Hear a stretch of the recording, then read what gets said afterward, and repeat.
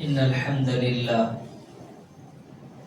نحمده ونستعينه ونستغفره ونعوذ بالله من شرور أنفسنا ومن سيئات أعمالنا من يهده الله فلا مضل له ومن يضلل فلا هادي له وأشهد أن لا إله إلا الله وحده لا شريك له وأشهد أن محمدا عبده ورسوله أما بعد فإن خير الحديث كتاب الله وخير الهدي هدي محمد صلى الله عليه وسلم وشر الأمور محدثاتها وكل محدثة بدعة وكل بدعة ضلالة وكل ضلالة في النار. أعوذ بالله من الشيطان الرجيم. بسم الله الرحمن الرحيم. يا أيها الذين آمنوا اتقوا الله حق تقاته ولا تموتن إلا وأنتم مسلمون. يا أيها الناس اتقوا ربكم الذي خلقكم من نفس واحدة وخلق منها زوجها وبث منهما رجالا كثيرا ونساء واتقوا الله الذي تساءلون به والأرحام إن الله كان عليكم رقيبا.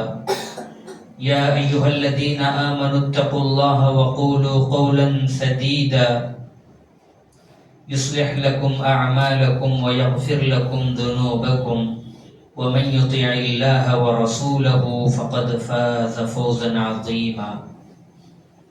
قال الله تبارك وتعالى في القرآن المجيد إن عدة الشهور عند الله 12 شهرا. وقال النبي صلى الله عليه وسلم أفضل الصيام بعد رمضان بعد صيام رمضان شهر الله المحرم. تمام قسم کی تعریفات وحدہ لا شریک خالق کائنات مالک ارض و سما کے لیے. لاکھوں کروڑوں درود و سلام ہو اس ہستی اقدس و مقدس پر جن کا نام نامی اسم گرامی محمد رسول اللہ صلی اللہ علیہ وسلم ہے. حضرات، خطبہ جمعہ کی مناسبت سے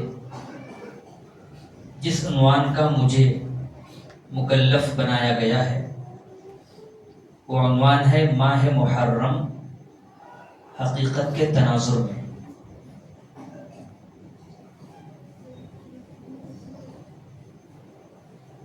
محرم کا مہینہ آئے تو مسلمانوں کے اندر بدعتیں بھی آ جاتی ہیں.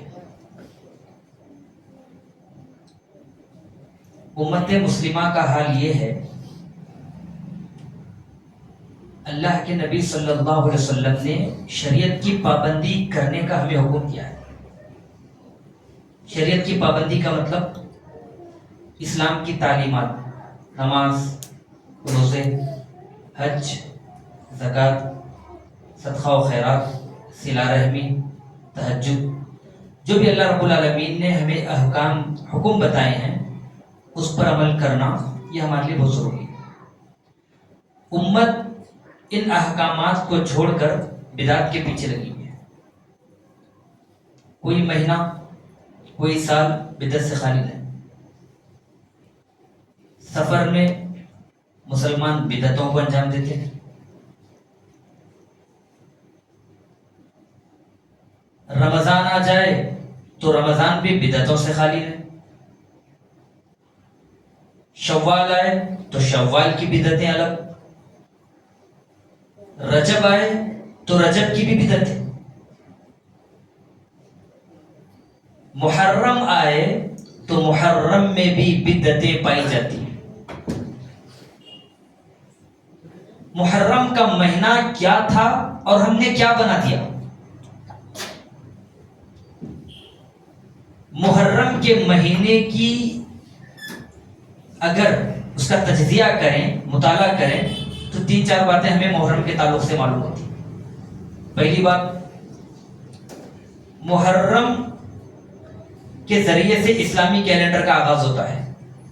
پیارے نبی محمد رسول اللہ صلی اللہ علیہ وسلم کے ہجرت کے واقعے کو سامنے رکھ کر عمر بن خطاب رضی اللہ تعالی عنہ نے محرم کو پہلا اسلامی مہینہ قرار دیا.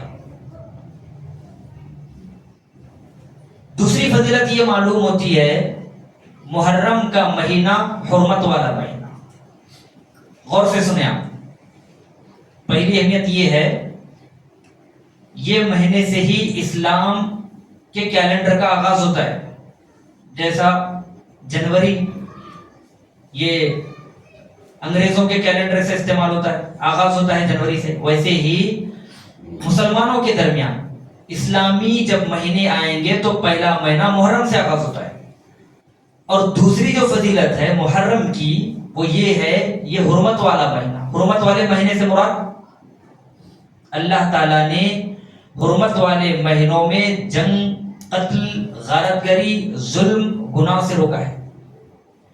قرآن مجید میں اللہ نے فرمایا ان عدت الشہور عند اللہ 12 شہرا فی کتاب اللہ یوم خلق السماوات والارض منها 4 حرم ذلك الدین القیم. اللہ رب العالمین کے نزدیک مہینوں کی تعداد 12 ہے. کب سے؟ یوم خلق السماوات, جس دن زمین و آسمان کو اللہ نے پیدا کیا اسی دن سے مہینوں کی تعداد 12 ہے.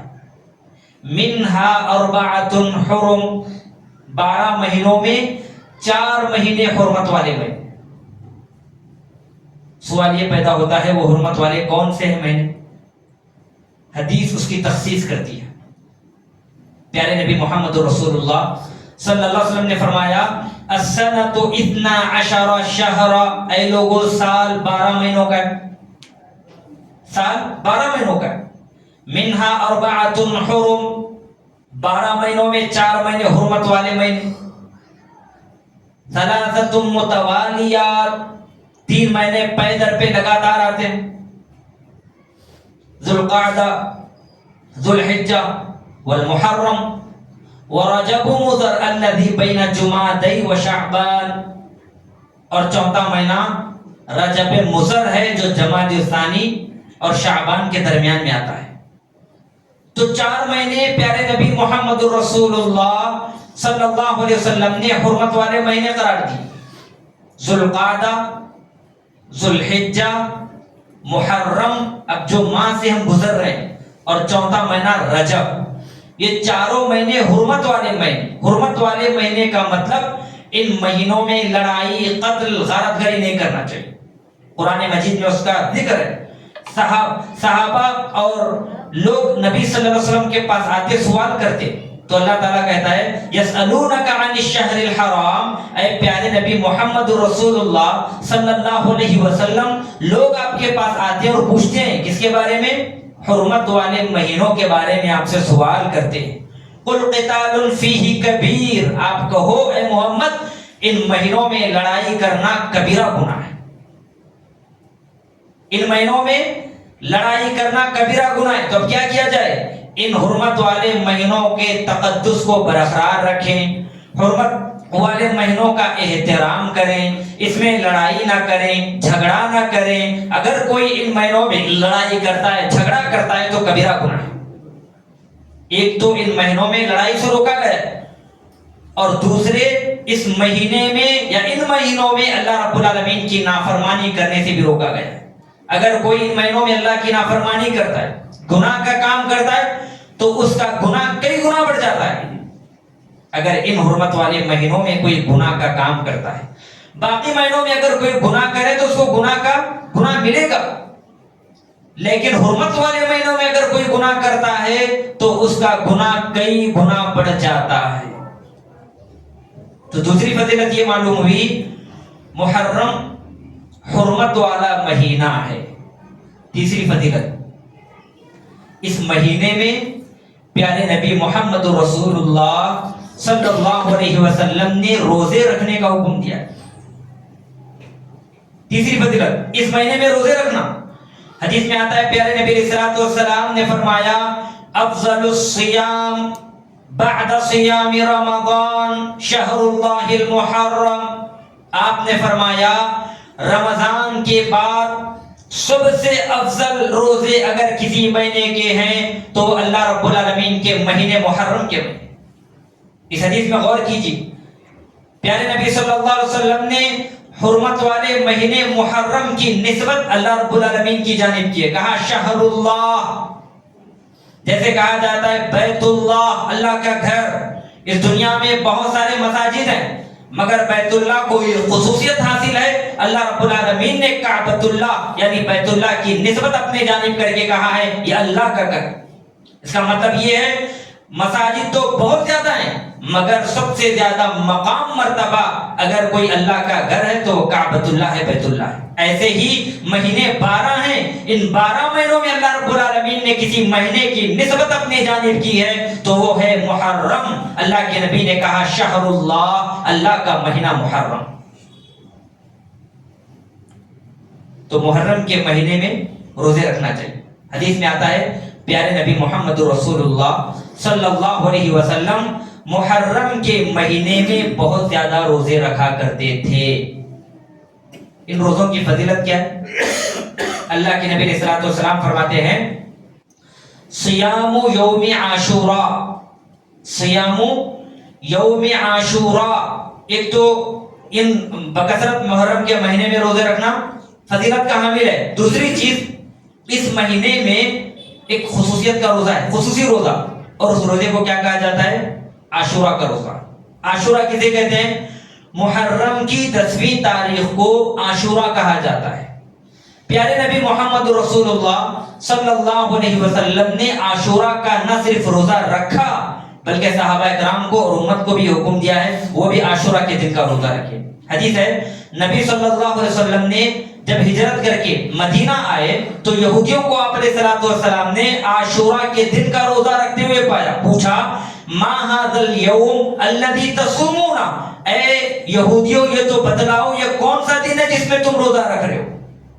یہودیوں نے کہا ھذا یوم عظیم، یہ ایک ایسا عظیم دن ہے انجى الله فيه موسى وقومه وغرق فرعون وقومه فصامه موسى شکرا فنحن نصوم۔ یہودیوں نے کہا یہ ایک عظیم دن ہے، ایسا عظیم دن، اس دن اللہ رب العالمین نے حضرت موسیٰ کو فرعون کے تشدد سے بربریت سے نجات عطا فرمائی، چنانچہ اللہ رب العالمین نے اسی دن فرعون کو اور اس کی قوم کو سمندر میں غرق کر دیا۔ حضرت موسیٰ علیہ السلام نے بطور شکرانہ روزہ رکھا، چنانچہ ہم بھی روزہ رکھتے ہیں۔ تو اللہ کے نبی علیہ السلام نے فرمایا اگر ایسا ہے تو روزہ رکھنے کے معاملے میں ہم تم سے زیادہ حقدار ہیں اور تم سے زیادہ موسیٰ سے قریب ہیں۔ پھر پیارے نبی علیہ السلام نے حکم دیا صحابہ کو اے میرے صحابہ اب عاشورہ کا روزہ رکھو۔ چنانچہ اللہ کے نبی اور صحابہ اکرام عاشورہ کا روزہ رکھتے رہے، عاشورہ کے دن کا روزہ رکھتے رہے۔ اللہ کے نبی صلی اللہ علیہ وسلم نے کئی دن ایک ہی دن یعنی عاشورہ کے دن کا ہی روزہ رکھا۔ بعد میں صحابہ اکرام آئے اللہ کے نبی کے پاس کہنے لگے اے اللہ کے نبی صلی اللہ علیہ وسلم عاشورہ کا دن ایسا دن ہے یہود اس کا بڑا اہتمام کرتے ہیں اور یہود اس کو عید کا دن تصور کرتے ہیں۔ تو پیارے نبی محمد رسول اللہ صلی اللہ علیہ وسلم نے فرمایا آنے والے سال میں 9 محرم کا بھی روزہ رکھوں گا اور اس کے بعد عاشورہ کے دن کا روزہ رکھوں گا، لیکن آنے والا سال آنے سے پہلے پہلے پیارے نبی محمد رسول اللہ صلی اللہ علیہ وسلم کی وفات ہو گئی۔ تو اب مسلمانوں کو یہ چاہیے وہ 9 محرم کا روزہ رکھے یہودیوں کی مخالفت میں، 9 محرم کا روزہ رکھ کر عاشورہ کے دن کا روزہ رکھیں، یہی چیز افضل ہے۔ لیکن اگر کسی کو 9 محرم کا روزہ رکھنے کی استطاعت نہیں تھی، عذر تھا، شرعی عذر تھا، وہ روزہ نہیں رکھ پایا تو وہ 10 محرم کا روزہ رکھیں، پھر اس کے بعد 11 محرم کا بھی روزہ رکھیں۔ عاشورہ کے دن کا روزہ رکھنے کی فضیلت کیا ہے؟ پیارے نبی علیہ الصلوۃ والسلام فرماتے ہیں صیام یوم عاشوراء انی احتسب علی اللہ ان یکفر السنۃ التي قبلہ۔ اللہ کے نبی علیہ الصلوۃ والسلام فرماتے ہیں مجھے امید ہے اللہ رب العالمین سے اگر کوئی عاشورہ کے دن کا روزہ رکھتا ہے تو اس کے گزشتہ یعنی جو گزرا ہوا سال ہے اس کے گناہ معاف ہو جائیں گے۔ سبحان اللہ۔ ایک دن کا اگر کوئی روزہ رکھتا ہے مسلمان ایک دن کا اگر کوئی روزہ رکھتا ہے تو دیکھیے کتنی بڑی فضیلت کی بات ہے. ایک دن کا روزہ اس کے گزشتہ سال کے پورے گناہوں کو ختم کر دیتا ہے. اب سوال ہے کون سے گناہ ختم ہوتے ہیں؟ اس لیے کہ گناہ کے دو قسم ہیں، ایک ہے گناہ صغیرہ اور ایک ہے گناہ کبیرہ. اس سے مراد گناہ صغیرہ معاف ہوتے ہیں. گناہ صغیرہ جہاں جہاں حدیث میں آتا ہے وضو کرنے سے گناہ معاف ہوتے ہیں، اس کا مطلب گناہ صغیرہ معاف ہوتے ہیں. عاشورہ کے دن کا اگر کوئی روزہ رکھتا ہے اس کا مطلب گناہ صغیرہ معاف ہوتے ہیں. عرفہ کے دن کا اگر کوئی روزہ رکھتا ہے اس کا مطلب یہ ہے اس کے اگلے سال کے ایک اور پچھلے سال کے گناہ معاف ہو جاتے ہیں. ان گناہوں سے مراد گناہ صغیرہ ہے، کبیرہ گناہ نہیں. کبیرہ گناہ کے لیے انسان کو توبہ کرنا لازم ہے. اگر کوئی زنا کا مرتکب ہے وہ اللہ سے توبہ کرے گا. اگر کسی نے جھوٹ بولا ہے تو وہ اللہ رب العالمین سے توبہ کرے گا. اگر کسی نے کسی پر ظلم کیا ہے تو وہ اللہ تعالیٰ کے حضور آ کر توبہ استغفار کرے گا. اگر کوئی شخص ظلم، بربریت یا بڑے بڑے گناہ کیا ہے تو اس کے لیے ضروری ہے وہ توبہ کرے. بغیر توبہ کے کبیرہ گناہ معاف نہیں ہوتے. یہ بات یاد رکھنا. احادیث کا مطالعہ ہم نے کیا بھی، دلائل کا تجزیہ کیا. محرم کے تعلق سے ہمیں صرف اور صرف ایک بات یہ معلوم ہوتی ہے، محرم اللہ کا مہینہ ہے. محرم میں پیارے نبی محمد رسول اللہ صلی اللہ علیہ وسلم نے بکثرت روزے رکھے ہیں، اور محرم ہی میں اللہ کے نبی صلی اللہ علیہ وسلم نے خصوصیت کے ساتھ عاشورہ کے دن کا روزہ رکھا ہے. یہی حدیث ہے اور یہی پیارے نبی محمد رسول اللہ صلی اللہ علیہ وسلم کی سنت ہے. لیکن سچ بتائیں، کیا آج مسلمان عاشورہ کے دن کا روزہ رکھتے ہیں؟ نہیں. مسلمانوں نے روزوں کی بجائے نبی صلی اللہ علیہ وسلم کی اتباع سنت کی بجائے سنت کے ساتھ کھلواڑ کر کے ایسے بدعات کو انجام دیا ہے، اللہ کی قسم روٹے کھڑی ہو جاتی. پیارے نبی محمد رسول اللہ صلی اللہ علیہ وسلم نے نوحہ کرنے کی اجازت نہیں دی. آج عاشورہ کا دن ہے، آپ دیکھیں مسلمانوں کی جانب سے نوحہ ہوتا ہے. کیا پیارے نبی صلی اللہ علیہ وسلم نے ماتم کرنے کا حکم دیا؟ کیا پیارے نبی صلی اللہ علیہ وسلم کی تعلیمات ہیں کہ اس ماہ محرم کی 10ویں تاریخ کو عاشورہ کے دن سبیلیں نکالی جائے؟ کیا نبی صلی اللہ علیہ وسلم کا حکم ہے عاشورہ کے دن لوگوں کو شربت پلایا جائے؟ کیا نبی محمد رسول اللہ صلی اللہ علیہ وسلم کی تعلیمات ہے یا حسین کے نعرے لگائے جائیں؟ کیا نبی صلی اللہ علیہ وسلم کی تعلیمات ہے صحابہ کو گالیاں دی جائیں؟ کیا اس مہینے میں محرم کی تاریخ کو یہ سب چیزیں نہیں ہوتے؟ یا حسین کے نعرے، ماتم کرنا، صحابہ کو گالی گلوچ کرنا، سبیل لگانا، لوگوں کو شربت پلانا، اہل حدیثوں کو گالی دینا، کیا یہ نبی صلی اللہ علیہ وسلم کی تعلیمات ہے، سنت ہے؟ نہیں. اللہ کے نبی نے کہا روزہ رکھو. مسلمان روزہ نہیں رکھتے. کیا کرتے ہیں؟ وہ کام کرتے ہیں جو کام محمد رسول اللہ صلی اللہ علیہ وسلم نے کرنے کا حکم نہیں دیا. حقیقت میں اگر دیکھا جائے تو اس کے پیچھے ایک تاریخ چھپی ہوئی ہے. 10ویں محرم کو روزہ رکھنا ضروری ہے، مگر امت کا اکثر طبقہ روزہ نہیں رکھتا یا حسین کے نعرے لگاتا ہے. آپ مجھے یہ بتائیں، عاشورہ کے دن اللہ کے نبی علیہ الصلوۃ والسلام نے روزہ رکھنے کا حکم دیا، تو حسین رضی اللہ تعالیٰ عنہ کا کیا تعلق؟ عاشورہ کے دن اللہ کے نبی نے کہا روزہ رکھو، ایک سال کے پچھلے گناہ معاف ہو جاتے ہیں. ماتم کرنے سے کیا تعلق؟ نوحہ کرنے سے کیا تعلق؟ کیا اللہ کے نبی نے کہا کہ عاشورہ کے دن تم نوحہ کرو؟ نہیں کہا. تو پھر کیوں کیا جاتا؟ سوال یہ. اب جواب سنیں.